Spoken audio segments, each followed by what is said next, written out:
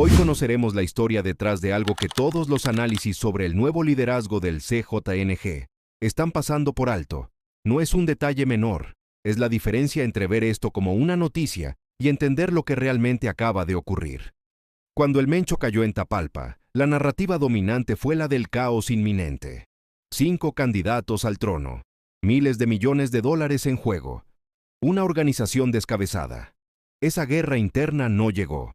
Y la pregunta que nadie está haciendo en voz alta es, ¿por qué no? La respuesta no está en quién fue el más violento o el más rápido. Está en algo que el Mencho construyó durante décadas y que la mayoría de los análisis ignora completamente.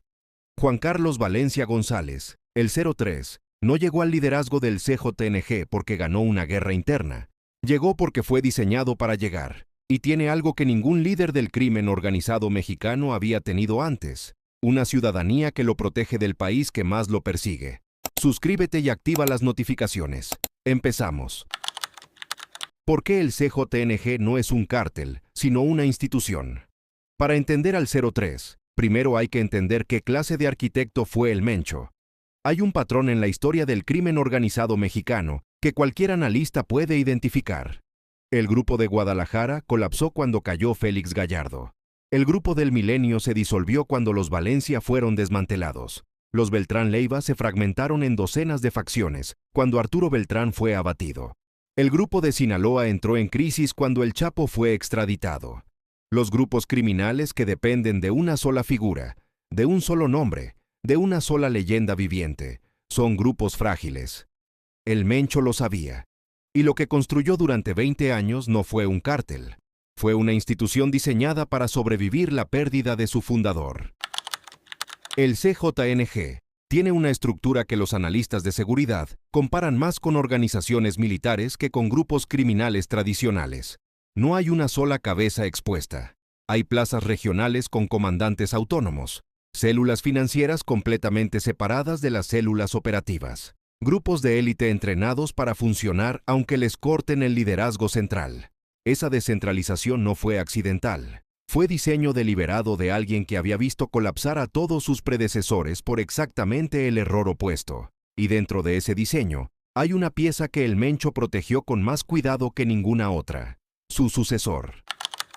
Hijo del Maradona, hijastro del Mencho, ciudadano de California, Juan Carlos Valencia González nació el 12 de septiembre de 1984 en Santa Ana, California.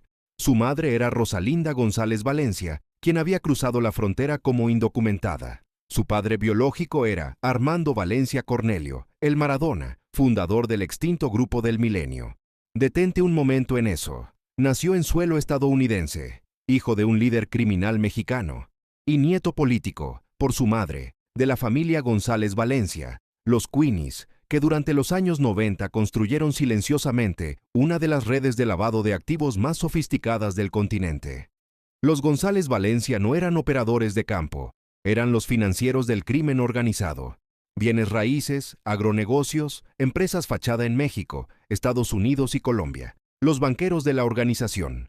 Cuando Rosalinda conoció al Mencho, el niño tenía 2 años. La familia regresó a México y Juan Carlos Valencia González creció dentro de la estructura del CJNG antes de que el CJNG existiera con ese nombre. No aprendió este negocio en la calle, lo aprendió en la mesa. Aquí está el detalle que separa al 03 de todos los hijos de líderes criminales que has visto caer. No se exhibió nunca.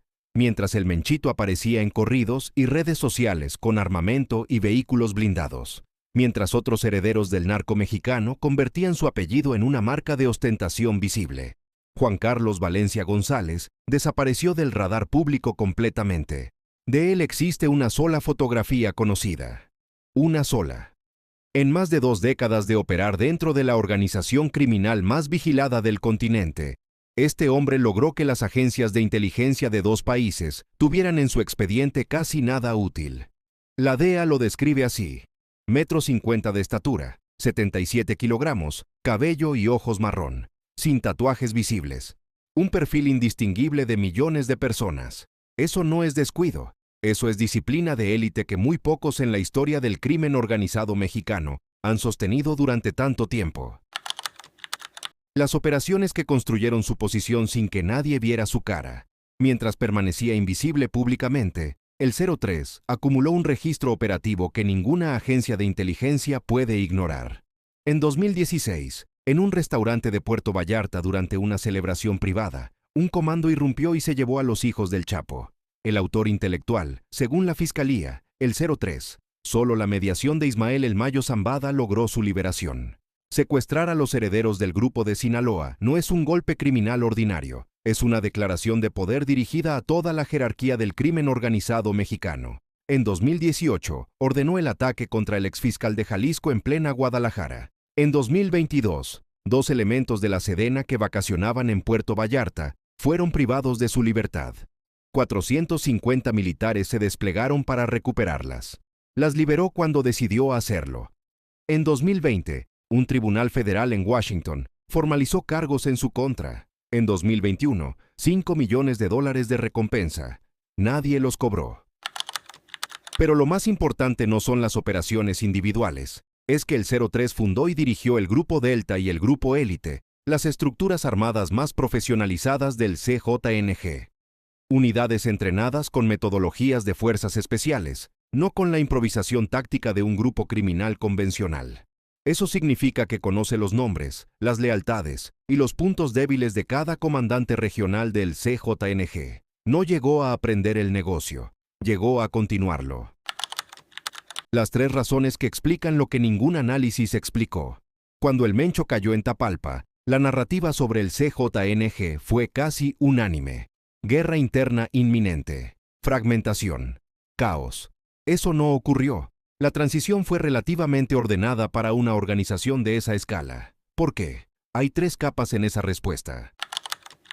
El 03 es hijastro del Mencho e hijo de Rosalinda González Valencia. En el crimen organizado mexicano, la legitimidad de sangre no es simbólica, es funcional. Significa acceso directo a las redes financieras de los González Valencia, los Queenies. Significa que la arquitectura de lavado de activos que sostiene económicamente al CJNG no cambia de manos de forma disruptiva.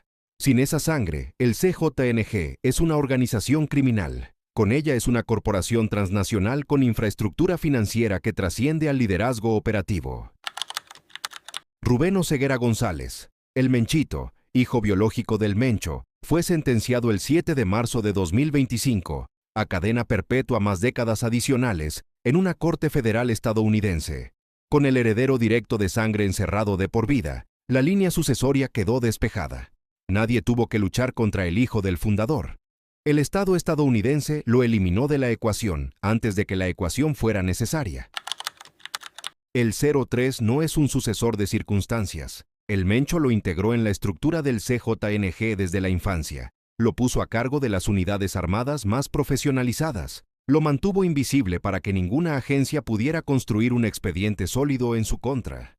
Y nunca gestionó la pérdida de su ciudadanía estadounidense. Esa última decisión es la más significativa de todas. La ciudadanía estadounidense como armadura jurídica sin precedente en el narco mexicano, Juan Carlos Valencia González, es ciudadano estadounidense. Nació en Santa Ana, California. Tiene pasaporte del país que más lo persigue. Ese no es un dato biográfico anecdótico. Es un escudo jurídico que no tiene precedente en la historia del crimen organizado mexicano.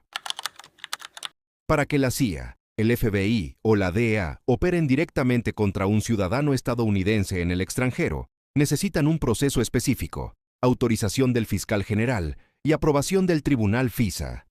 Ese tribunal tendría que reconocerlo formalmente como agente de una organización terrorista. El CJNG ya tiene la designación de organización terrorista, otorgada por el Departamento de Estado en febrero de 2025.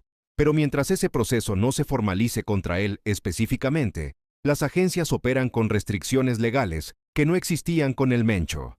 The Wall Street Journal comparó esta situación con el caso de Anwar al-Awlaki, ciudadano estadounidense eliminado por drones en Yemen bajo la administración Obama. Ese precedente existe, pero aplicarlo en México, con la relación bilateral más tensa en décadas, y con el gobierno mexicano reiterando que no habrá operaciones extranjeras en suelo nacional, es una ecuación completamente diferente. El Mencho nunca gestionó la pérdida de esa ciudadanía. Los González Valencia construyeron su arquitectura financiera, usando la legalidad de ambos países como escudo simultáneo. El CJNG ha operado desde su fundación en la zona gris entre dos jurisdicciones. Esta no es la primera vez que la doble pertenencia legal funciona como ventaja estratégica. Es un patrón. El líder más difícil de perseguir no es el más violento, es el que convierte las fronteras del Estado en sus propias fronteras de protección. Y el 03 tiene esa protección incorporada desde el día en que nació.